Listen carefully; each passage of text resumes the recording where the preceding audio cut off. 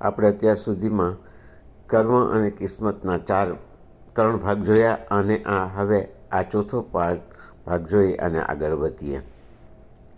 મેં એક મોટા વેપારીનું ઇન્ટરવ્યૂ જોયેલો હતો અને એમાં એને સવાલ પૂછવામાં આવેલો હતો કે તે અહીં કેવી રીતે પહોંચ્યો, મોટો વેપારી કેવી રીતે બન્યો. તો એ ઇન્ટરવ્યૂમાં કહે છે કે હું ગરીબ હતો પહેલાં અને મને નોકરી પણ મળતી નહીં હતી ને હું પરેશાન હતો, એટલે હું અહીં ભટકતો હતો નોકરીની તલાશમાં. એમાં એક દિવસ હું રોડ ક્રોસ કરવા જતો હતો અને મારી એક કાર સાથે મારી અથડામણ થઈ ગઈ. લોકોનું ટોળું જમા થયું અને કાર ચાલકને લોકો મારવા માટે જતા હતા. તો મેં તેમ લોકોને રોક્યા અને કહ્યું કે એમાં એનો કાંઈ વાંક નથી. ખરેખર હું જ પરેશાન હતો ને જલ્દી ઉતાવળમાં રોડ ક્રોસ કરવામાં એની સાથે અથડાઈ ગયો છું. તે કાર ચાલકે મને થોડું વાગ્યું હતું એટલે એની કારમાં બેસાડી અને હોસ્પિટલ લઈ ગયો. આ દરમિયાન અમારી વાતચીત થઈ અને તેને ખબર પડી કે હું ગરીબ છું અને નોકરી ગોતી રહ્યો છું. તો એ પણ મોટો વેપારી હતો. એની કંપનીમાં મને એકાઉન્ટન્ટ તરીકેની નોકરી આપી અને મારી પ્રમાણિકતા અને મહેનતને જોઈને તેને મારા ઉપર ભરોસો આવતો ગયો અને એના બિઝનેસની અંદર મને ભાગીદાર બનાવતા ગયા. અને અંતે એક દિવસ એવો આવ્યો કે જ્યારે એને પોતાનો ધંધો બંધ કરવાનો હતો, નિવૃત્તિ લેવાની હતી, ત્યારે એણે મને મારો પોતાનો સ્વતંત્ર ધંધો કરવા માટે મને છૂટ આપી અને એણે પોતાનો ધંધો બંધ કર્યો. આ પછી મેં ધંધાને ઘણો બધો ડેવલપ કર્યો, મને આઈડિયા મળેલા હતા, તેથી એને તો આ એક એની કાર સાથેનો જે અકસ્માત થયો એણે મારી જિંદગીને બદલાવી. તો કર્મ અલગ અલગ રીતે થાય છે અને કિસ્મત અલગ અલગ રીતે બની રહ્યા છે. ઘણા વખત આપણે જે કર્મ કરીએ છીએ સારા યા ખરાબ, એ આપણને આપણી લાઈફની અંદર ભાગ ભજવતા હોય છે. તો કેવી રીતે ભજવતા હોય છે? તો એક વખત હું એક વ્યક્તિના ઘરે ગયો, મારા ક્લાયન્ટના ઘરે ગયો. આપની જાણકારી માટે હું વકીલ હતો અને પ્રેક્ટિસ કરતો હતો, અત્યારે નિવૃત્ત છું. તો મારા ક્લાયન્ટને ઘરે ગયો તો ત્યાં કોઈ સાથે એની મિટિંગ ચાલી રહી હતી.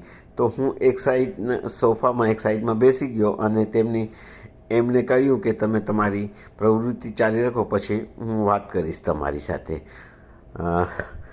એ પેલો માણસ જે એની પાસે હતો એને પણ હું ઓળખતો હતો. એ ત્યાં એની પાસેથી 5 લાખની લોન લેવા માટે આવેલો હતો, વ્યાજથી પૈસા લેવા માટે આવેલો હતો. એ લોકોને ક્યારે પૈસા આપશો ને ક્યારે આપશો ને કેવી રીતે આપશો ને એ બધી વાતચીત ચાલી રહી હતી. હું જ્યારે પ્રવેશ કર્યો ત્યારે આ માણસ મારી સાથે કંઈ હસ્યો નહીં, મુસ્કુરાયો નહીં, કંઈ સલામ દુઆ કરી નહીં, કાંઈ વાતચીત કરી નહીં. અને પછી જ્યારે એનું કામ પતી ગયા પછી જે જતો હતો ત્યારે તે થોડો મને મસ્કા મારવામાં લાગ્યો અને મારી સાથે હસીને વાત કરવા લાગ્યો. આ જોઈને પેલો જે મારો ક્લાયન્ટ હતો એને કંઈક નવાઈ લાગી. એણે મને એ માણસ ચાલ્યા ગયા પછી પૂછ્યું કે વકીલ સાહેબ એક વાત પૂછું. તો મેં કહ્યું શું, બોલો. તો આ જે માણસ હતો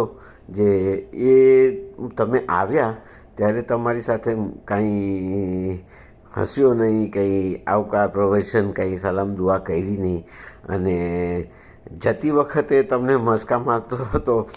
એનું કાંઈ કારણ છે કે શું છે? કેમ કંઈ મને સમજાયું નહીં, મને કંઈ શંકા આવી એમ. તો મેં કીધું જવા દો ને યારો. તો એ કહેશે નહીં, ખરેખર તમે મને કહો. તો પછી મેં એને કીધું કે જે આ વ્યક્તિ જે છે એ એક વખત મારી પાસે એક કામ લઈને આવેલો અને મેં એને પૂરી એના ડોક્યુમેન્ટ પેપરો વગેરે તપાસ્યા, પણ એનો કોર્ટમાં કેસ વગેરેનું કે હું એના ફેવરમાં વિગત બનતી નહીં હતી, એટલે મેં એને એ બારામાં આગળ વધી શકાય એવું દેખાણું નહીં, એમ મેં એને કીધું. દેખાય જ છે એવું નથી એમ કીધું. અને પછી એ વ્યક્તિએ મને નજીવી ફીઝનો ચેક આપવાની કોશિશ કરી, ₹200, માત્ર ₹200 ચેક આપવાનો. તો મેં એને કીધું કે આ તો ખૂબ કમ કહેવાય, અને એ પણ તમે મને ચેક આપી રહ્યા છો, એના કરતાં જવા દો, તમે મને ફીઝ ના આપો, ચાલશે, જવા દો. તો એ વ્યક્તિ મને ફીઝ આપ્યા વગર, મને એ કર્યા વગર ચાલ્યો ગયો. તો આ રીતે એને મારા સાથે વ્યવહાર કરેલો. એટલા માટે થઈને હું જ્યારે પ્રવેશ કર્યો તમારા ઘરમાં ત્યારે થોડો ગભરાઈ ગયો, અને પછી એને એમ કે કદાચ હું તમને એના વિગતમાં કંઈ કહું તો, એટલે છેલ્લે એ મને હું એના ફેવરમાં કંઈ વધારે બોલું નહીં કે કંઈ કહું નહીં, એટલા માટે થઈને એને મને મસ્કા માર્યા. તો આ રીતે પછી પેલા વ્યક્તિ જે મારા કંઈ ક્લાયન્ટ હતા એને કે તમારી સાથે એવી રીતે એને વ્યવહાર કર્યો છે, તમારે કેસ આપીને એને ₹200નો ચેક આપ્યો ને આવું નજીવું કામ કર્યું, તો મારા જે 5 લાખ છે એ કેવી રીતે આપશે? એટલે પછી એણે ₹5 લાખ આપવાનું ટાળી દીધું, અને પેલા માણસને જે કામ કરવાનું હતું, જે બિઝનેસ વધારવાનું ને જે હતું એની અંદર અડચણરૂપ બન્યું. તો એણે જે કર્મ કર્યું હતું એને નડ્યું. તો આ રીતે આપણે જે કર્મ કરીએ છીએ, એ ખરાબ કર્મ કરીએ છીએ, ત્યારે લોકોના મગજની અંદર રહી જાય છે. લોકો એને એટલે જ્યારે આપણા દીકરા દીકરીના બચ્ચાઓના શાદી કરતા હોઈએ છીએ ત્યારે લોકો પૂછે છે કે આ ફેમિલીને તમે ઓળખો છો, કેવી ફેમિલી છે? ત્યારે જો આપણે કોઈ સાથે ઝઘડો કરેલો હોય તો તરત જ આપણો રિપોર્ટ એ રીતે જાય છે, તો એ તો ઝઘડાખોર ફેમિલી છે, એટલે આપણા દીકરા દીકરીના સગપણ વખતે આ આપણને નડે છે. અને એ જ રીતે જો આપણે કોઈ સાથે સારા વ્યવહારો કરેલા હોય છે તો એ સારા વ્યવહારોથી પણ આપણને આપણા બારામાં સારું વિગત આપવાથી આપણું કામ બી બને છે. એક ગામની અંદર એક માજી હોય છે, એ બધા લોકોને એના ઘર પાસેથી નીકળે ત્યારે આવો કરીને બોલાવતા હોય છે અને ચા પાણી પીવડાવતા હોય છે. એમાં એક દિવસ એના ઘર પાસેથી એક મોટો સામાજિક જે લીડર હોય છે એ નીકળતો રહેતો હોય, તો તેને 2-3 વખત જબરદસ્તીથી ચા પીવડાવે છે. નહીં, ચા પીને જાઓ.